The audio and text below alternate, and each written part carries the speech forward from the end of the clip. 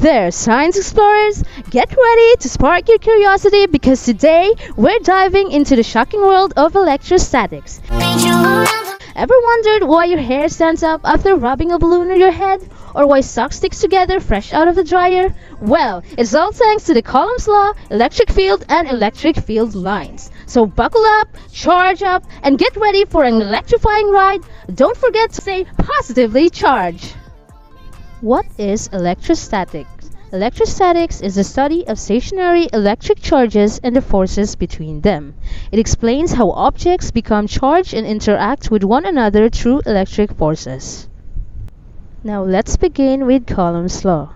Coulomb's law was formulated in 1785 by Charles Augustin de Coulomb, who used a torsion balance to study the forces between electric charges. His work led to the mathematical expression describing the electrostatic force between two-point charges. The law states that the force between two-point charges is directly proportional to the product of their charges and inversely proportional to the square of the distance between them. The Coulomb's law formula is F equals K times Q1 times Q2 over R squared, where F is magnitude of the electrostatic force, K is the Coulomb's constant, equivalent to 8.9875 times 10 raised to the power of 9 Newton times meter squared per Coulomb squared. Q1 and Q2 is the magnitudes of the charges, R is the distance between the charges. When the force is directly proportional to the magnitude of the charges, it is inversely proportional to the distance between the charges.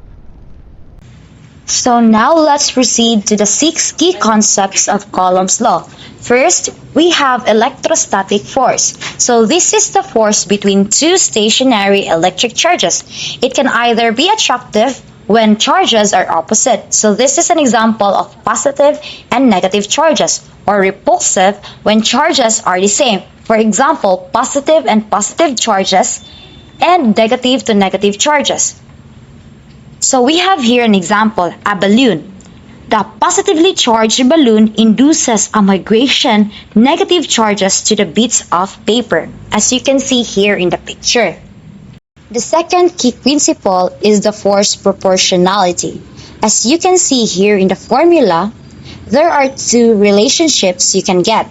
First is that the electrostatic force is directly proportional to the product of the two charges, and the electrostatic force is inversely proportional to the distance between the charges. This means that if there is a larger charge, it can lead to a stronger force. While in inversely proportional relationship, if there is a further distance, then it can lead to a weaker force. The third key principle is the inverse square law. This means that the force is inversely proportional to the square of the distance between the charges, as what I have said a while ago. So this means that if the distance doubles, the force becomes 1/4. And if the distance triples, the force becomes 1/9. Now let's proceed to the fourth key principle. The fourth key principle is the attraction and repulsion. Again, like charges repel and opposite charges attract. Example of like charges repel is that the positive charges or the negative charges. And the example of opposite charges attract is that the positive and negative charges. The fifth key principle of Coulomb's law is the Coulomb's constant, the K. The value of the K in a vacuum is 8.99 times 10 to the power of 9 Newton meter squared over Coulomb squared. This ensures that the force is calculated correctly in SI units. The last key principle of Coulomb's law is the similarity to gravity. Coulomb's law is similar in form to Newton's law of universal gravitation. The law states that the gravitational force is also follows an inverse square law. As you can see here in the picture, the force is directly proportional to the mass, meaning if you increase the mass while keeping acceleration at the same time, the force needed increases. And the next relationship you can see in the picture is that the force is inversely proportional to the square of the distance. Meaning, if you double the distance, the force becomes 4 times weaker because 2 to the power of 2 equals 4. Always remember that the difference between Coulomb's law and gravitational force is that Coulomb's law always follows an attraction and repulsion, while gravitational force always follows an attraction force. So that would be all for the key principle of Coulomb's law. Now let's use the fit simulation to visualize how force changes based on charge and distance. First, let's place two charges on the screen. Initially, let's keep them both positive to absorb repulsion. Now, let's adjust the distance from 2 cm, where the force is 539.253 Newton, and the arrow is longer in the opposite direction. If we increase the distance to 5 cm, the force decreases to 86.280 Newton, and the arrow becomes shorter. As you can see, when the charges are closer, the force is stronger. However, as the distance increases, the force decreases. According to Coulomb's law, the force between two charges is inversely proportional to the square of the distance, because the force follows an inverse square law, meaning it decreases as the square of the distance increases. Now let's have an example. 2-point charges Q1 is equals to 5 coulombs and Q2 is equals to 3 coulombs are initially separated by a distance of r equals 2 meters. Now let's use the PhET simulations in order for us to visualize the given problem. The distance is 2 meters, so let's move it. And then we have the charge 1 is equals to 5 coulombs. And the charge 2 is 3 coulombs. As you can see here in the example, of both charges are positive, and according to the principle of Coulomb's law, if both charges are positive or negative, it is repulsive. Step 1. Compute the initial force. This is the substitution of the given problem. This is the Coulomb's constant, charges, and the distance. Now, let us first simplify the charges and the distance. So, let's just copy the Coulomb's constant. So, 5 times 3 is equals to 15, and 2 squared is 4.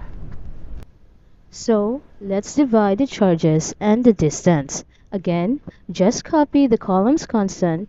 15 divided by 4 is 3.75. At this point, we are going to multiply the Coulomb's constant with 3.75. So, the answer is 3.37 times 10 raised to the power of 10 Newton. Using the given problem in question number 1, what is the new force when the distance is tripled? If the distance is tripled, the new distance is r prime equals 3 times 2 equals 6 meters. Using the Coulomb's law again, this is the substitution of the given problem. First, we need to simplify the charges and the distance. 5 times 3 is 15, and 6 squared is 36. Again, just copy the Coulomb's constant. So, let's divide the charges and the distance. 15 divided by 36 is 0.4167. At this point, we are going to multiply the Coulomb's constant with 0.4167. So, F1 is equals to 1.49 times 10 raised to the power of 10 Newton. Step 3. Compare the forces. Since the new force is F equals F over 9, this confirms that tripling the distance reduces the force by a factor of 9. So now let's proceed to question number 2. Two charged particles exert a force of 10 Newton on each other when a certain distance separates them. If the distance between them is reduced to half, what will be the new force between the charges? So to solve this problem, we need to remember Coulomb's law. Coulomb's law tells us that the electric force between 2-point charges is inversely proportional to the square of the distance between them. So this is written mathematically as F proportional to 1 over R squared, where F is the electric force and R is the distance between two charges. Now, what will happen if the distance R is reduced to half? That is R over 2. So, let's substitute. So, our new force is K times Q1, Q2 over R over 2 squared. So, let's just simplify it. R over 2 squared is equal to R squared over 4. Thus, our new force is K times Q1, Q2 over R squared over 4. To simplify it further, so we have new force is equals to 4 times K times Q1, Q2 over R squared. But K times Q1, Q2 over R squared is just the original force. Thus, we have our new force. So this is our new force, which is simply 4. So the original force is given as 10 newtons. So therefore, we just need to simplify it. So our new force is 4 and the given newtons is 10. So 4 times 10 is equals to 40 newtons. So when the distance between two charged particles is reduced to half, the force between them becomes 4 times stronger. In this case, the new force is 40 newtons. So remember, decreasing the distance between two charges increases the force dramatically because of the inverse square relationship. Now moving on to the electric field. An electric field is the region around a charged object where another charge experiences an electric force. Michael Faraday introduced the idea that forces between charges do not happen instantly, but rather propagate through the space around the charge. The electric field helps us understand how objects can interact without direct physical contact. Since it is a vector quantity, it means that the electric field has both magnitude and direction. Magnitude is how strong the field is, and direction is the way the field acts on a positive test charge. The electric field concept is critical because it explains how charged particles affect their surroundings and influence other charges nearby. Now let's proceed to the formula for electric field. The formula for electric field is E equals F over Q, where E is the electric field strength measured in newtons per coulomb, F is the electric force exerted on a small test charge, Q is the test charge used to probe the strength of the field in a point. The electric field describes how much force a charge would feel per unit of charge at a specific point in space. Now let's talk about the electric field of a point charge.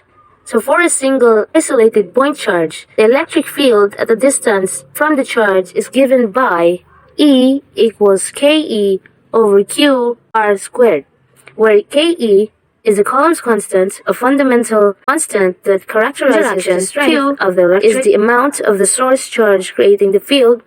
Small r is the distance from the source charge to the point where the field is being measured.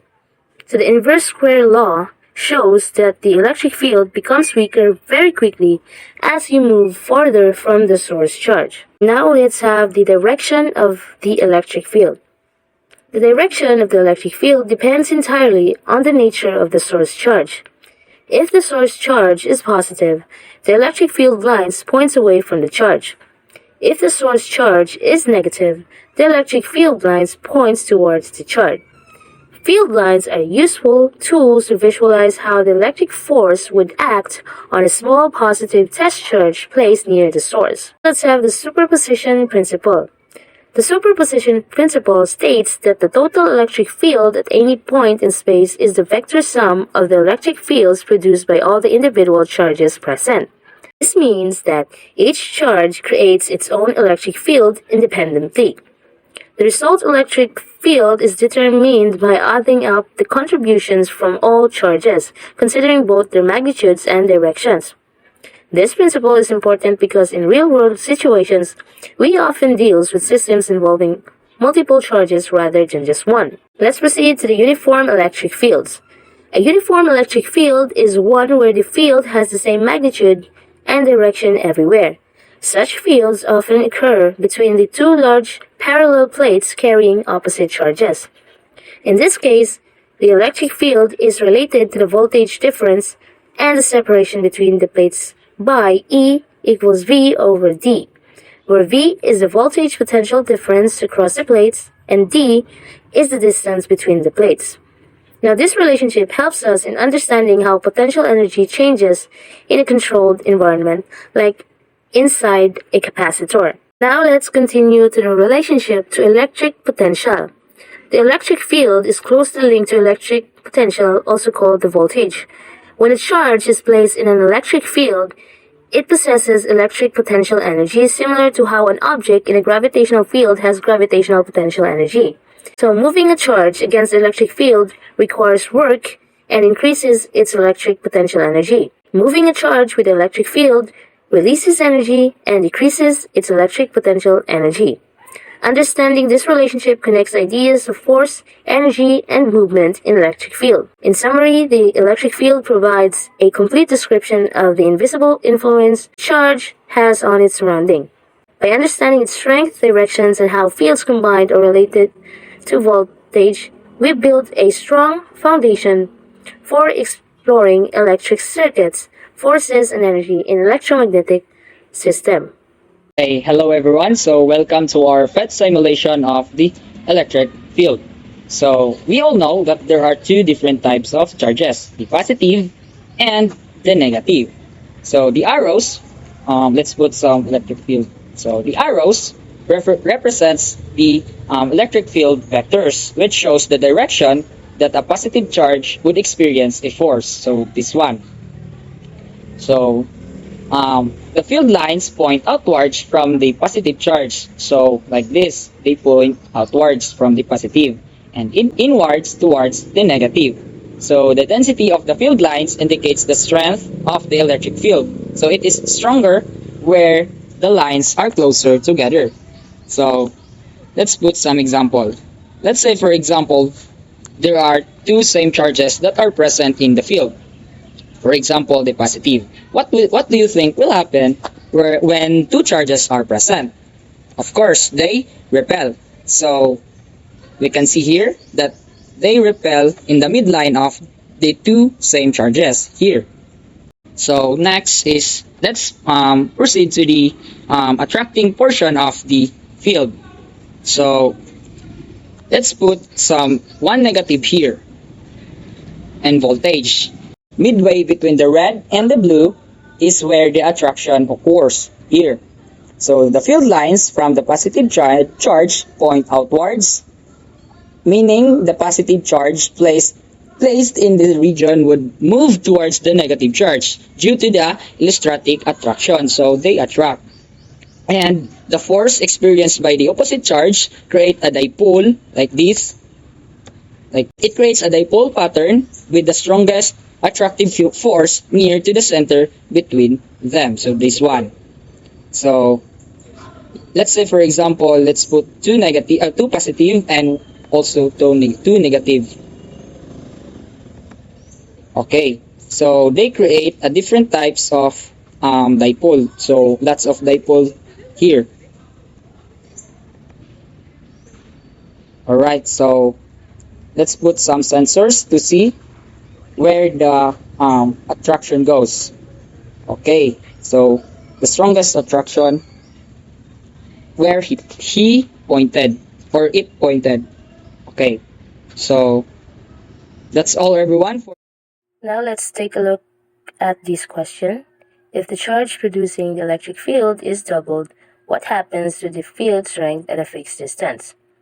So to solve this question, we first need to recall the relationship between the electric field strength and the charge producing it.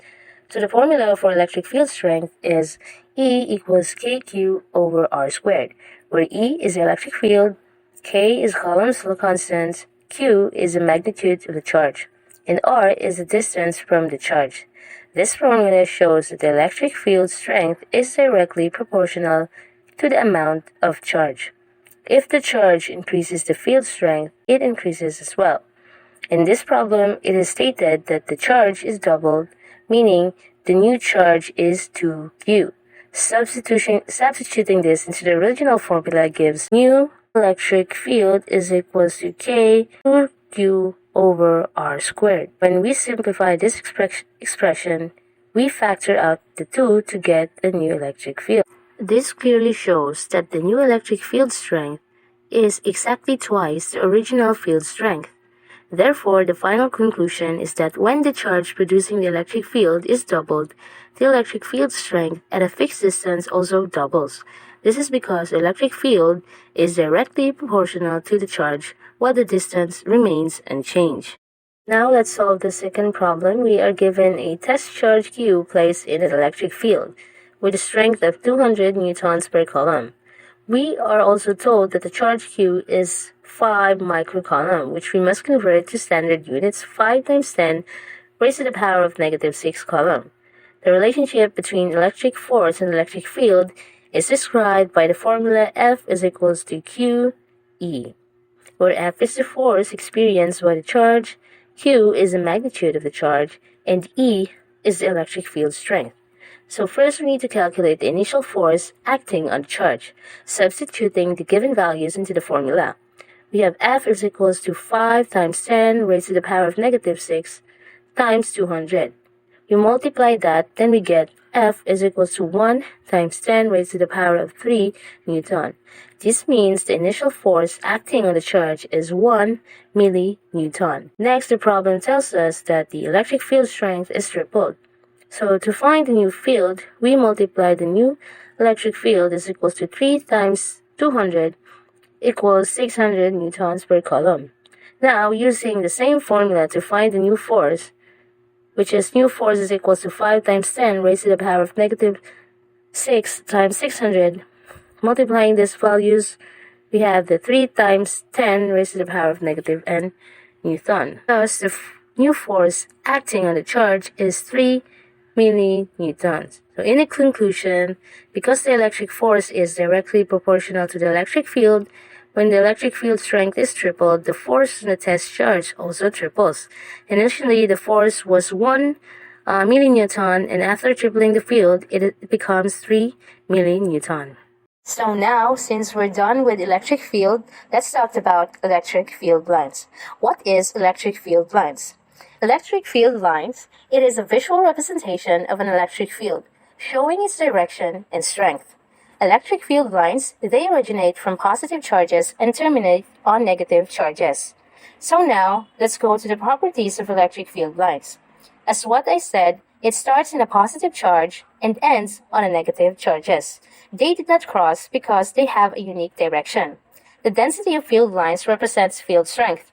Example, the closer line means a stronger field, and the field lines perpendicular to the surface of a charged conductor at every point. And in uniform electric field, such as between two parallel plates, electric field lines are straight. There is no curvature or bending. The parallel lines don't intersect or diverge, and evenly spaced. It is consistent distance between lines, indicating a uniform field strength. Now, let's move on to the electric field lines for different charge distributions. So first, a single point charge. We all know that if a positive charge will go outward, negative charge will be inward. Next is the two positive charges, also known as dipole.